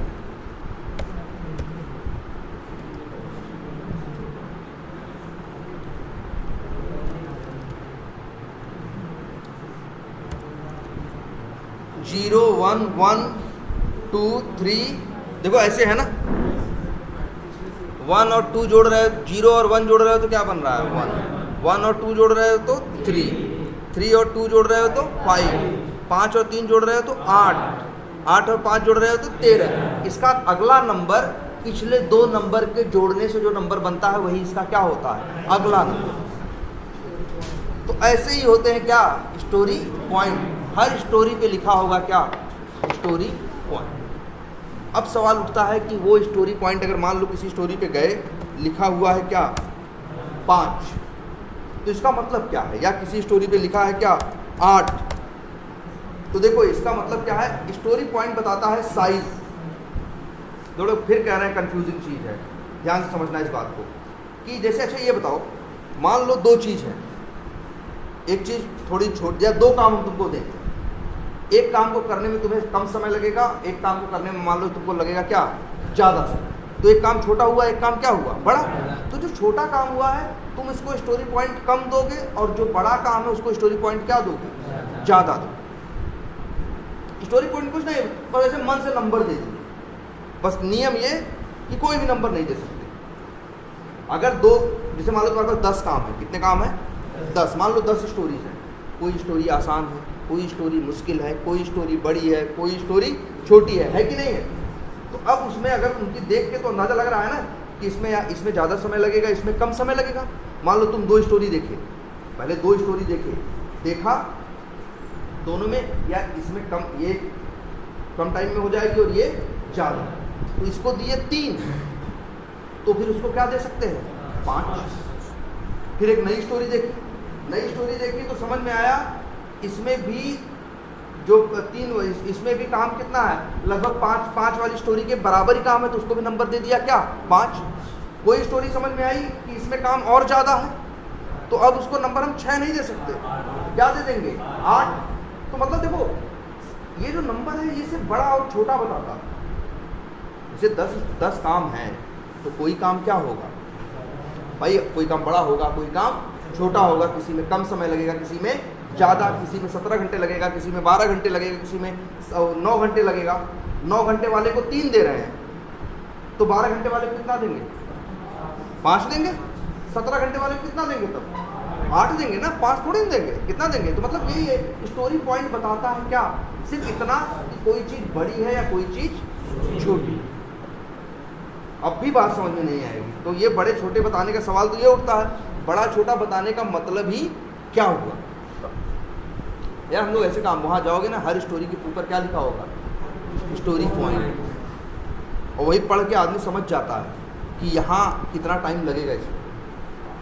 अगर मान लो स्टोरी पॉइंट 8 है, तो इसका मतलब कितना घंटा लगेगा नहीं, यही तो बात है। 8 घंटा भी नहीं कह सकते, 16 भी नहीं कह सकते, 80 भी नहीं कह सकते, 800 भी नहीं कह सकते, 4 घंटा भी नहीं, कुछ भी नहीं कह सकते। स्टोरी पॉइंट घंटे की बात नहीं करता, स्टोरी पॉइंट साइज की बात करता। बस ये बताता है कि कौन सी चीज़ बड़ी है। जैसे चीज़ें बड़ी छोटी हैं ना, चीज़ें कैसी हैं, बड़ी छोटी हैं, तो उनको रिप्रेजेंट करने के लिए बस नंबर, जो छोटा है उसको कम नंबर, जो बड़ा है उसको ज़्यादा नंबर। बस ध्यान ये देना है कि कोई भी नंबर नहीं, नंबर बस ऐसे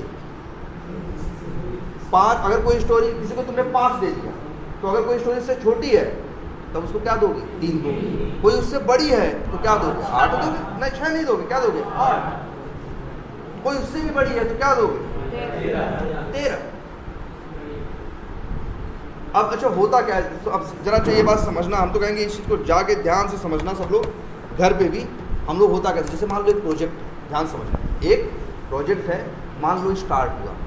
हम टीम में कितने लोग हैं, 20 लोग। कितने लोग हैं, 20 लोग हैं। ये पहली स्प्रिंट है, 20 लोग में डेवलपर हैं, टेस्टर हैं, डिज़ाइनर हैं, सब लोग बैठे हैं और हम लोग पहली स्प्रिंट पे काम करना क्या किए, स्टार्ट। स्टोरी हमको दिखाई दी गई कि ये देखो ये 15 स्टोरी है जिनके ऊपर काम करना है। तो हर स्टोरी को साइज के हिसाब से क्या दे दिया गया, नंबर। किसी को 5, किसी को 8, किसी को 13, किसी को 8, किसी को 5, किसी को 3, ऐसे ही सारी स्टोरीज को दे दिया गया क्या, नंबर, उनके साइज के हिसाब से। अभी नंबरों का बहुत मतलब नहीं है। फिर सबसे कहा गया कि अब सब लोग भाई सबको नंबर दे दिया गया। अब सबको स्टोरी पकड़ा दी गई अपने अपने काम करने की। तो सब लोग अपने अपने स्टोरी पे क्या करना शुरू कर दिए, काम। जब सब लोग की स्टोरी क्या हो गई, ये हर स्टोरी पे डेवलपमेंट हो गया, डिज़ाइनिंग हो गई, उसकी क्या हो गई, टेस्टिंग हो गई। तो सबको बुलाया गया कि भैया सबको यही कहा गया था अपना अपना काम खत्म करके तब आना। मान लो 2 हफ्ते 3 हफ्ते बाद सब मिले और कहे अब सारा काम क्या हो गया, ख़त्म हो गया। तब अब सबसे पूछा गया बताओ कितना घंटा लगा। तो हर आदमी अपना बताएगा। एक डेवलपर बताया हमको ये करने में पूरा 72 घंटा लग गया। एक बोलेगा कि हमको इसके लिए 42 घंटा काम करना पड़ा, हमें इसके लिए 52 घंटे काम करना पड़ा। टेस्टर बोला हमें इस पर 32 घंटे काम करना पड़ा। तो हर स्टोरी पे जितना घंटे लगे पूरी टीम के, सारे घंटे जोड़े गए। क्या किए गए, जोड़े गए। तो मान लो पहली बात तो स्टोरी कितनी थी, ध्यान देना। एक स्टोरी का नंबर क्या था, 3, एक 5 था, एक 8 था, एक और 8 था, एक 5, एक और 5 था, एक और 5 था, एक 8 था। और बड़ी बड़ी स्टोरी पॉइंट से अक्सर बचते हैं। अगर बड़ी स्टोरी है तो उसको क्या करते हैं, 2 पार्ट में क्या कर लेते हैं, तोड़ लेते हैं। या चलो हो सकता है क्या है, एक 13 भी है, एक और 8 का है, एक और 8 का है, एक 5 का है, एक और 3 का है ना। कितने हो गए, 4, 3, 7, 3, 10, 2, 12, एक और 8 का है और एक और 5 का, 15 स्टोरी हो गई। अब ये स्टोरी भाई उनके साइज के हिसाब से उनका नंबर दे दिया गया था और फिर सबको स्टोरी क्या कर दी गई, पकड़ा दी गई। और बाद में बुलाया गया, बताओ सब लोग कितना टाइम लगा। सब लोग अपना अपना हिसाब लेकर खड़ा हुए। एक आदमी ने कहा जी हमको इसमें 32 घंटा लगा, इसमें इतना लगा, इतना। तो सारे घंटे क्या किए गए, जोड़े गए। अब मान लो सारे घंटे, मान लो 20 लोग थे और हम मान के चलें एक आदमी ने अगर 100 भी है तो मान लो टोटल सपोज करो क्या 1000 घंटे क्या हुए लगा। और तो ये कितना है टोटल घंटे जो खर्च 1000। तुमको ऐसा नहीं कि 1000 ही ले, जैसे मान लो कितना लगा, मान लो 950 घंटे लगे। अब फिर ये जोड़े 5, 3, 8, 8, 16, 8, 26, 5, 31, 5, 36, 8, 44, 13, 57, 8, 65, 8, 73, 5, 78, 3, 81, 8, 90, 5, 95। अब 950 को जब 95 से भाग दिए तो क्या आएगा, 10 घंटा ना। टोटल नंबर ऑफ आवर्स बटे total number of story point जब भाग दे देंगे तो हमें पता चल जाएगा मेरे इस प्रोजेक्ट में एक स्टोरी पॉइंट का मतलब क्या है। और यही हमको पता चला जब 950 को 95 से क्या करोगे, भाग दोगे तो क्या पाएंगे हम, 10। तो हमारी कंपनी में अब ये कानून बन जाएगा हमारे प्रोजेक्ट में कि एक स्टोरी पॉइंट बराबर क्या, 10। ये कोई फिक्स नहीं है। किसी दूसरी कंपनी में पहुंचोगे या उसी कंपनी के किसी दूसरे प्रोजेक्ट में पहुंचोगे तो वहां पता चला वहां का नियम होगा एक स्टोरी पॉइंट बराबर 16 घंटा। समझ रहे हो किसी और में जाओगे तो एक स्टोरी पॉइंट बराबर 8 घंटा, क्योंकि हर प्रोजेक्ट में स्टोरी पॉइंट का मतलब क्या होता है। अब ये कंफ्यूज करते हैं इंटरव्यू में बार बार कि स्टोरी पॉइंट का मतलब क्या, नंबर ऑफ आवर्स होते हैं, घंटा होता है? कहता हूँ बिल्कुल नहीं। स्टोरी पॉइंट जो है कहीं कुछ भी फिक्स, या पूछेंगे तुम्हारे स्टोरी पॉइंट की वैल्यू क्या होती है, तो कहोगे स्टोरी पॉइंट एक नंबर है जो डिफरेंट स्टोरीज की साइज को रिप्रेजेंट करता है। और एक स्टोरी पॉइंट में कितने घंटे होते हैं ये कोई डिसाइडेड नहीं होता, हर प्रोजेक्ट में ये क्या होता है, अलग अलग होता है। तुम्हारा अगर कोई दूसरा प्रोजेक्ट होगा तो वहाँ भी ये किया गया होगा, जब पहला स्प्रिंट चालू होगा भाई साइज के हिसाब से नंबर दे दिया जाएगा और कह दिया जाएगा सब लोग अपना अपना क्या करो, काम करो। जब खत्म करके ले आओगे अपना अपना काम तो सबका हिसाब करें कितना टोटल घंटा खर्च हुआ और कितने टोटल स्टोरी पॉइंट कवर हुए, भाग दे देंगे, पता चल जाएगा एक स्टोरी पॉइंट बराबर कितना। अब जैसे जरा सोचो, 3 हमारे प्रोजेक्ट में कितना निकल के आया, 10। अब बताओ हम एक स्प्रिंट में कितना काम करेंगे, कितने स्टोरी पॉइंट काम करेंगे, है ना? एक स्टोरी पॉइंट का मतलब 10 घंटा है। हम एक स्प्रिंट में कितने स्टोरी पॉइंट कवर करेंगे? ये बताओ। अच्छा, ये पता है तुमको स्टोरी पॉइंट होते हैं, स्टोरीज पे स्टोरी पॉइंट्स हैं, सबको काम मिलता है, तो हम लोग को रहता है ना कि तुमने कितने स्टोरी पॉइंट कवर किए। मतलब अगर जैसे 2 स्टोरी पे काम किए, एक 5 का है एक 3 का है, कितने स्टोरी पॉइंट कवर किए हम? 8 ना।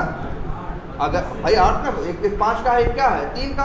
अगर हम 3 पे काम किए, एक 5 का एक 5 का एक 3 का, 3 स्टोरी पे, तो हम क्या बोलेंगे कितने कवर किए? 13। तो बताओ हम अपने प्रोजेक्ट में कितने स्टोरी पॉइंट कवर कर सकते हैं हम इस प्रोजेक्ट में? बताओ, जिस प्रोजेक्ट में एक स्टोरी पॉइंट बराबर क्या है, 1 स्टोरी पॉइंट बराबर क्या है, 10 आवर्स है ना यार। तो भैया 3 हफ्ते की स्प्रिंट है ना मेरी, 5 दिन, एक हफ्ते में 5 दिन, 15 दिन काम करना है, एक दिन 8 घंटे काम करते, 15 अट्ठे 120। तो टोटल मेरे पास एक स्प्रिंट में मेरे पास कितने घंटे हैं, 120। तो हम भाग देंगे 120 बटे क्या करेंगे 10, तो क्या आएगा 12। तो हम कहेंगे, तो मतलब ये हो गया कि 12-13 स्टोरी पॉइंट हम कवर करेंगे। हम ही नहीं, सभी, ये पूरी टीम की एक ओवरऑल क्या है, speed.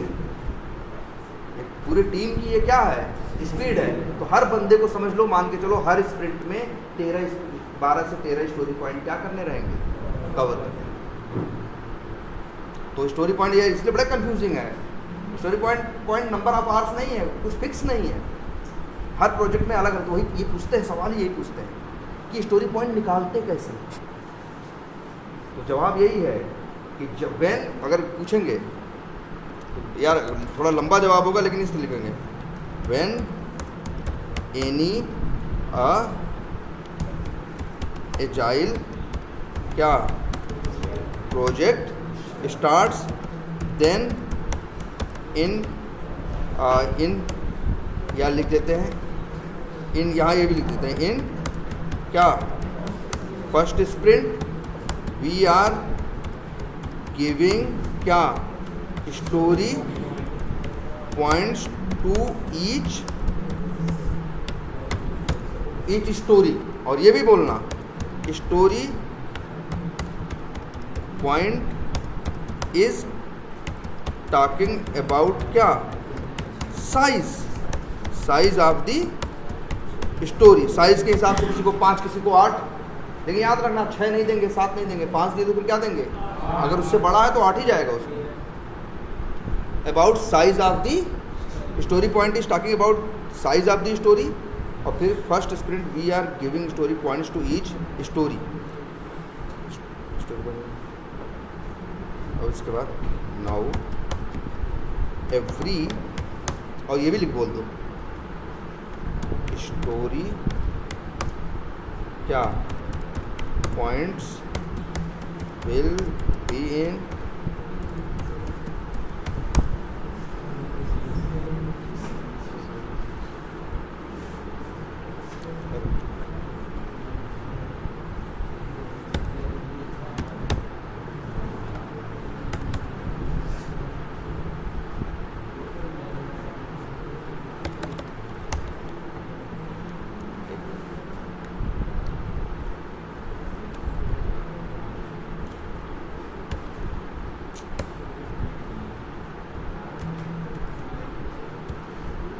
Will be in Fibonacci series. तो ये बता दिए पहले कि जब एक काम आएगा हर स्टोरी को क्या दे दिया जाएगा, story point. After that every team member will complete their work, then total number of hours, क्या जितने टोटल नंबर ऑफ आवर्स क्या हुए, स्पेंड हुए या क्या हुए, स्पेंड हुए, will be added and will be divided by total number of stories, then we will know how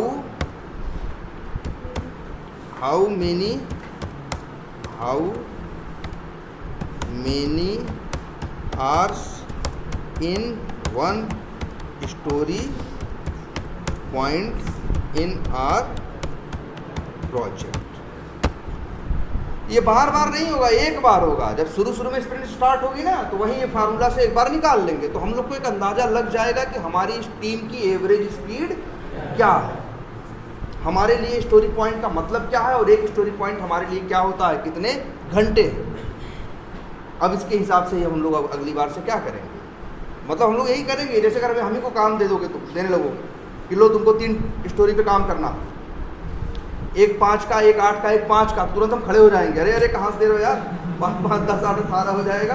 हाँ, हम तो एक स्प्रिंट में 13 पॉइंट का स्टोरी पॉइंट कवर कर पाएंगे, ये वाली बात आ जाएगी ना। तो स्टोरी पॉइंट से मतलब ये आइडिया लग जाता है। लेकिन ये जान लो, सबसे कंफ्यूजिंग चीज़ यही है, इसके नंबर ऑफ आवर्स फिक्स नहीं है, हर प्रोजेक्ट में निकालने का ये तरीका है, ये याद रखो। असली चीज़ यही जानना है, कुछ नहीं। जैसे मान लो अभी हम 10 काम दें, तुम 10 लोगों को, कोई भी 10 काम दें, तो भाई काम के साइज के हिसाब से तुमने उसको क्या कर दी, नंबरिंग कर दी। फिर गए 10 लोग कर रहे, फिर हम मेरे पास बाद में आए तो तुम बताए ना, तुमने बताया कि हमको इतना घंटा लगा, हमें इतने घंटा लगा, हमें इतने, सबका घंटा लिए क्या किए, जोड़ दिए, और उसको फिर भाग दे दिए total number of story point से, तो हमको मिल गया एक स्टोरी पॉइंट बराबर। अब इस टीम के लिए इस प्रोजेक्ट में यही नियम चलेगा। क्लियर है?